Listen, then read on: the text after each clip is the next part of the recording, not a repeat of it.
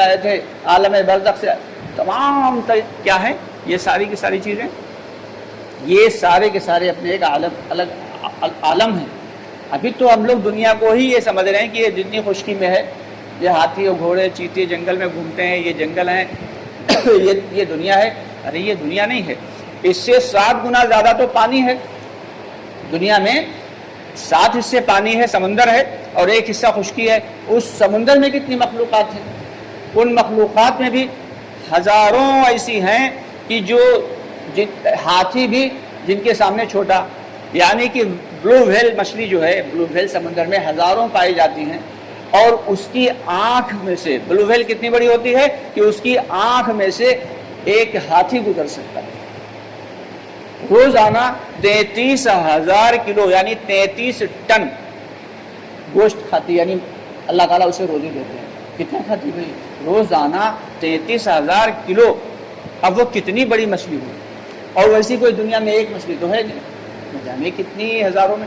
پھر سیل ہے، والرس ہے، اور دنیا میں الگ الگ قسم کی ایسی مخلوقات اللہ نے بنائی ہیں کہ جن کے بارے میں ہم لوگ گمان بھی نہیں کر سکتے، سوچ بھی نہیں سکتے۔ تو جب دنیا میں اتنی ساری چیزیں بنا دی ہیں تو پھر آخرت میں کیا کیا بنایا؟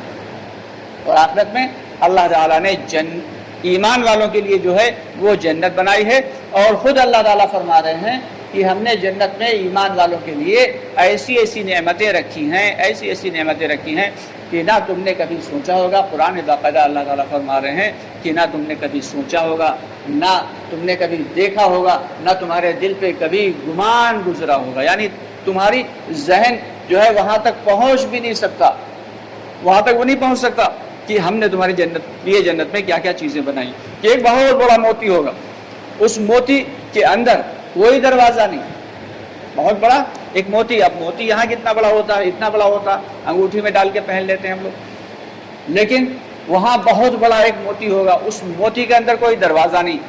اس موتی کے اندر اللہ تعالیٰ نے ایک مخلوق بنا کے رکھی ہے جس کا نام ہے حور، اور وہ حور اسے نہ کسی انسان نے دیکھا، نہ کسی جنات نے دیکھا، نہ کسی فرشتے کی نگاہ اس پہ پڑی، جب اس میں کوئی دروازہ ہی نہیں، اور وہ اندر ہی ہے۔ جنتی جب جائے گا تب اللہ تعالیٰ اس کے اندر دروازہ بنائیں گے، اور تب وہ دروازہ کھلے گا، تب جنتی جو ہے اپنی حور سے ملاقات کرے گا۔ اب اندازہ لگائیں کہ اللہ رب العالمین نے دنیا میں یہ جو چیزیں بنائی ہیں ان کی آخرت کے مقابلے میں کوئی حقیقت نہیں ہے۔ کیسے نہیں ہے؟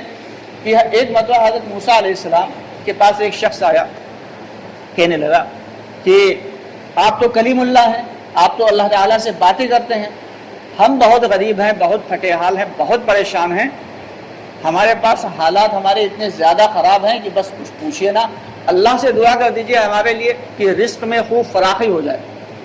موسیٰ علیہ السلام نے کہا ٹھیک ہے بھائی، تم کہہ رہے ہو تو ہم کر دیں گے جا کے۔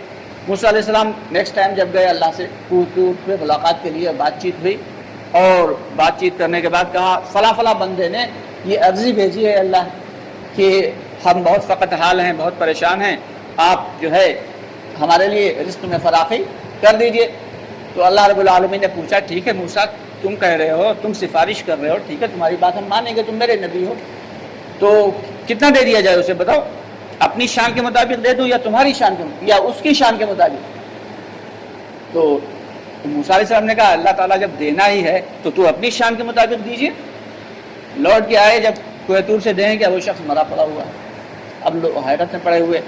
نیکسٹ ٹائم جب پھر گئے، اللہ تعالیٰ سے کہا اے اللہ اس شخص نے آپ سے جو مانگا تھا، آپ نے ہم سے وعدہ بھی کیا تھا، تو اللہ تعالیٰ نے کہا کہ ہاں ہم نے وعدہ کیا تھا تبھی تو دیا۔ کہا کہاں دیا؟ وہ تو مرا پڑا ہوا تھا۔ کہا مرا نہیں پڑا ہوا تھا، اسے ہم نے اپنے پاس بلایا تھا، کیونکہ دنیا میں ہم جتنا بھی دیتے تو وہ اس کی شان کے مطابق ہو سکتا تھا، میری شان کے مطابق نہیں ہو سکتا تھا، تو اسے ہم نے اپنے پاس بلایا، اپنی شان کے مطابق دیا۔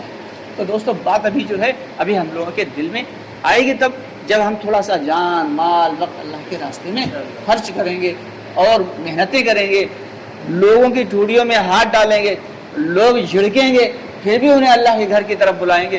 وہ کام جو نبی کریم صلی اللہ علیہ وسلم نے کیا، وہ کام جو تمام انبیاء کرام علیہ الصلوۃ والسلام نے کیا، وہ سارے نبیوں والا کام جو ہم کریں گے تب بات سمجھ میں آئے گی، ایسے بات گھر بیٹھے سمجھ میں نہیں آتی۔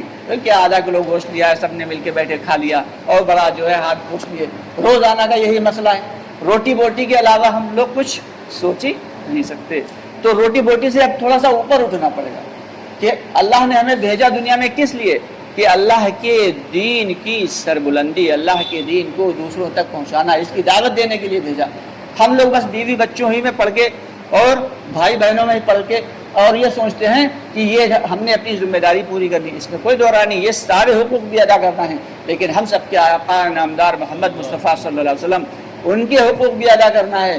اور ہم سب کا رب العالمین جس نے ہمیں دنیا میں پیدا فرمایا، جس کی وجہ سے ہماری سانسیں چل رہی ہیں، جس کی وجہ سے ہماری جو ہے رگوں میں خون دوڑ رہا ہے، جس کی وجہ سے ہمارے ہاتھ پاؤں حرکت کر رہے ہیں، ہم موو کر رہے ہیں، اس اللہ رب العالمین کا بھی تو ہم پہ کچھ حق ہے۔ تو جب بات اس میں جب بیٹھیں گے، دین کی مجلسوں میں بیٹھیں گے، اللہ کے راستے میں نکلیں گے، محنت کریں گے، مجاہدہ برداشت کریں گے، کوششیں کریں گے، تو پھر اللہ تعالیٰ ہماری زندگیوں میں دین لائیں گے، اور پھر وہ دین جو ہے وہ کام والا ہوگا۔ ابھی دین کیا ہے؟ ابھی جو دین ہے وہ صرف نماز کی حد تک محدود ہے، یہ نماز کافی نہیں ہے۔